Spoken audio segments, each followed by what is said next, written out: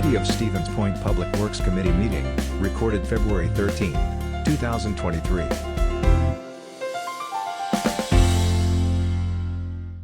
6 o'clock, we'll call the Board of Public Works meeting to order as soon as I start the Zoom.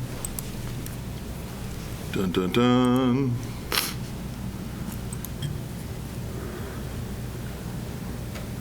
Doo-wee-doo-wee-doo. There we go. Okay, 6 p.m. I'll call the Board of Public Works to order. Could we get a roll call, please? Sure. Mayor Wiesa. Here. David Plassance is excused tonight. Fred Hoffensberger. Here. Mary Nebo. Here. Sean Morrow. Here. Ginger Keemer. Here. And Dean Shuda. Here. And we do have a quorum, so we will continue. Item number 1 is the Director's Report. Director?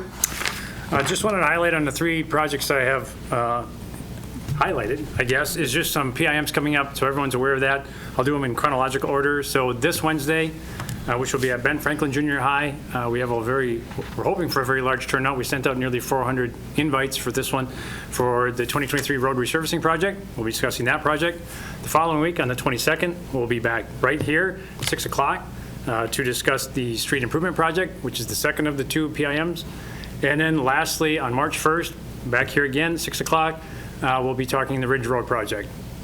Okay, and those PIM, public information meeting, those are designed to have the public come in and see what the projects are all about, correct? Correct. We'll share with them the plans that we always have, look for potential conflicts, take back whatever information, trying to get any last minute changes to those projects, incorporated into the bidding documents before it hits the street. So we definitely encourage everybody to come and take a look at those and let us know what they think. Great, thank you. Need a motion to accept that report and place in our file, please. So moved. Second. Seconded by Morrow. Discussion? Any comments? Hearing and seeing none. All those in favor signify by saying aye. Aye. Any opposed? And that is approved. Item number 2 is to accept ordinance amendments on Chapter 9, yet once again, and sections 9.05 and 9.06 as they relate to parking and parking signs. Director? Nothing really, unless anyone has any questions. Earth-shattering, right? Okay, then I would need a motion. Alder Morrow, so moved. Okay. I will second. Seconded by Keemer. Discussion there. Go ahead.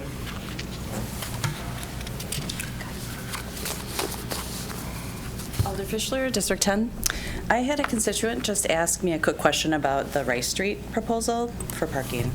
And they just wanted to know if there's any way you could put like 1 or 2 hour parking kind of in the middle there between the no parking from here to end.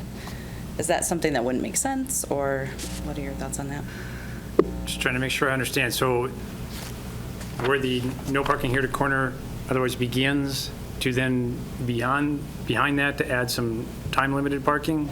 Yes, that was the So we would question. have regular unrestricted parking, time limited parking, no parking here to corner. Right, Is that okay? yes. Just trying to make sure I understand. In a predominantly Yes. residential neighborhood. I know it sounds kind of interesting, but it creates like a bottleneck right there at that specific intersection, and it's hard for buses to get through, emergency vehicles, or even buses for like the school buses.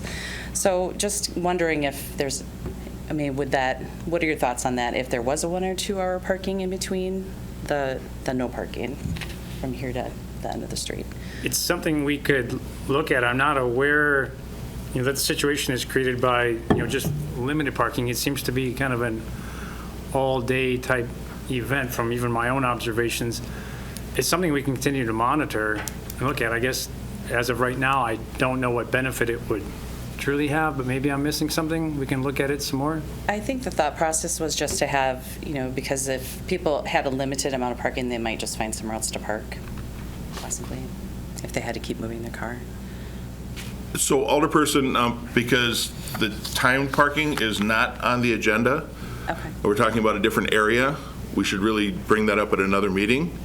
Okay. But we know that area gets congested. This one was brought forward by one of your constituents as well, but more related to the safety at the intersection and visibility, because there were issues with cars parking very close to the intersection, making it difficult to see, especially in the winter. Okay.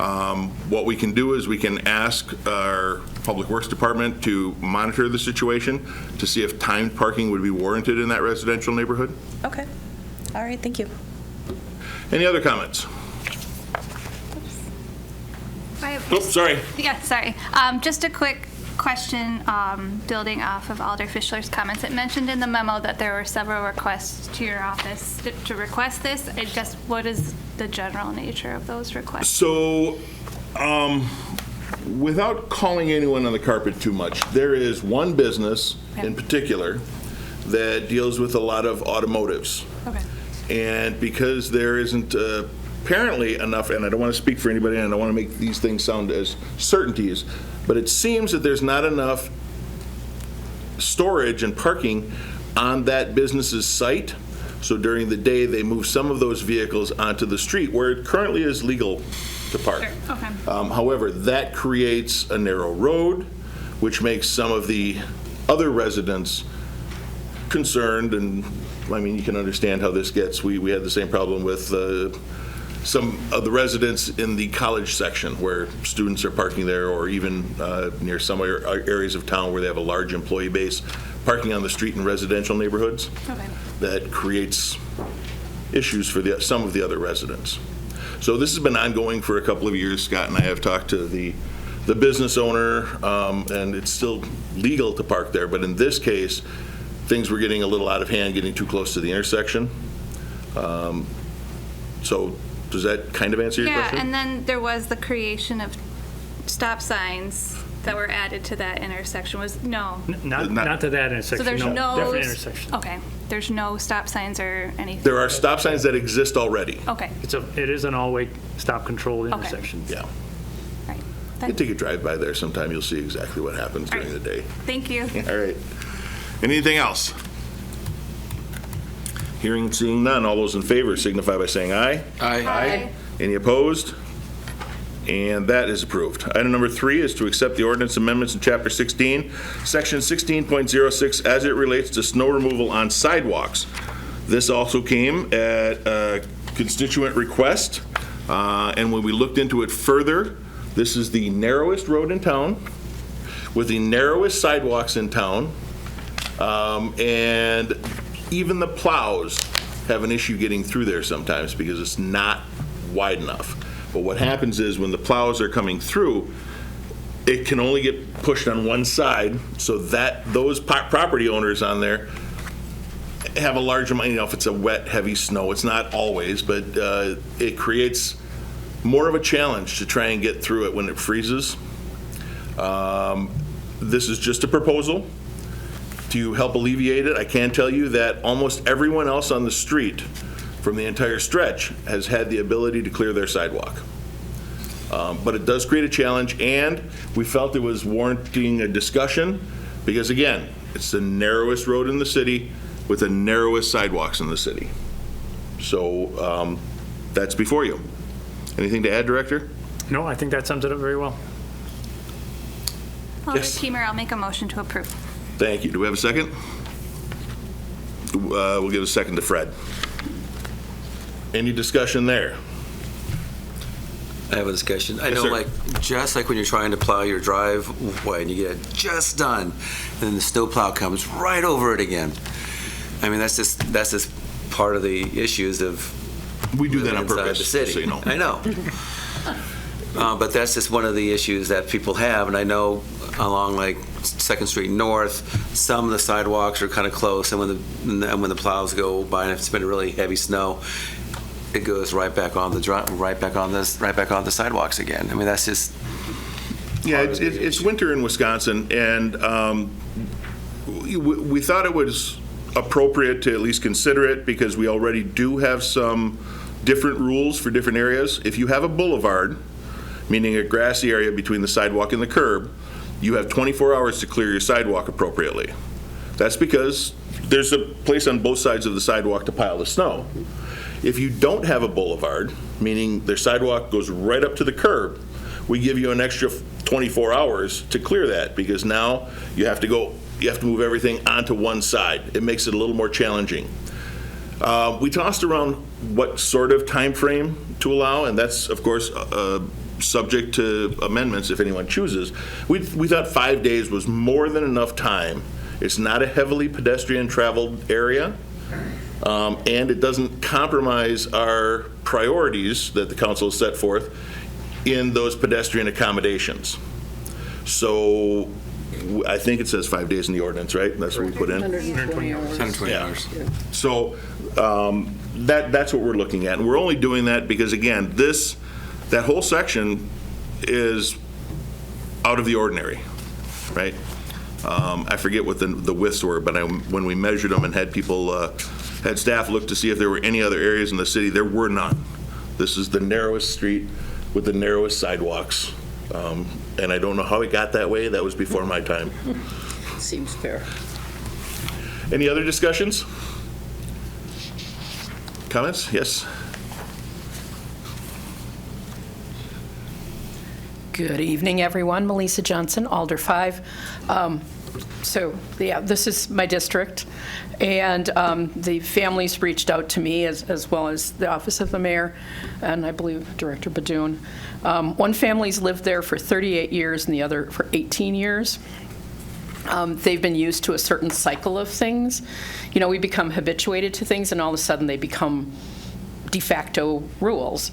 And this really is a very narrow corridor. I walk it frequently, and it's really an alley. And I think, if I remember correctly, it may have been, that was at the very edge of where the city was at one point. Because if you remember the vacated parcel at the end of Reserve, that was by Positively Unleashed, and we vacated the easement. If you look back through the history, that was right at the edge of the outer part of Stevens Point. So I think at that point it was just like, we'll just have this little alley, and that's all that it was.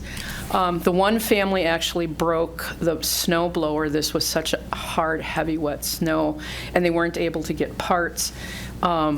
If they've been there 38 years, you can imagine they're not spring chickens, the other gentleman as well. So I appreciate you looking at this and giving the opportunity for that very special stretch of road. So thank you. Thank you. Yeah, and there was some confusion there too. The snow blower that broke, there were the shear pins, which are designed to shear off, but they went through a couple of sets of those, so because it was thick, icy. And then there was some confusion saying that the city had picked the snow quicker, like several times a year was the impression, and we checked back on our records and that did not happen. In the past 5 years, I think Luke said that they checked the records and it was picked about 4 or 5 times. So maybe he's got good neighbors that have been helping him out, but it wasn't us picking up the snow. All right, any other final comments? Hearing none, all those in favor signify by saying aye. Aye. Aye. Any opposed? And that is approved. Item number 4 is to approve the revocable occupancy license for Century Insurance for a high voltage line. Director. Really not much to add here, just additional improvements that Century is trying to otherwise accomplish for everything they've got going on with the golf outing and other improvements that they have at Century World. This is just one more in a list of several. It's so big, they actually, you have to say it. The USGA Men's Senior Open 2023. That's more of a WWF thing. I was going to move to approve it tonight. Motion by Morrow. Do we have a second by Shuda? Discussion there. This is going to be high wire, so they could have all the telecommunications for the tour. They're going to, so that they have this, so that they could broadcast it all over the place. They need a lot more power, so it's going to go beneath the street and be able to help with whatever needs they have. Right, and they're going to have several networks broadcasting globally, and the staging area is not normally accommodating that much power usage, so. All right, any discussion? Comments, questions? Hearing none. All those in favor signify by saying aye. Aye. Aye. Any opposed? And that is approved. Item number 5 is to award the Ridge Road resurfacing project 23-06 to Stachinsky Trucking and Excavating for an amount not to exceed $810,235.85. Director? Just real quick, this project actually came in underneath the engineer's estimate, which is good to have that happen again. For the past couple of years, it seems like that's been a bit of a struggle. But we got some really good responses here, 6 total bids, and yeah, happy to see Stachinsky's is the low. So looking for approval. Say Ridge Road resurfacing. Ridge Road resurfacing. Ridge Road resurfacing. All right, it's just me. Need a motion? Moved by Shuda, I'll second. second by Kneebone. Discussion? No more potholes. Yeah, not for a while. Comments from the audience? Hearing none, all those in favor signify by saying aye. Aye. Aye. Any opposed? And we are adjourned at 6:15. A video of this meeting is available for viewing on the city's website, stevenspoint.com/videos.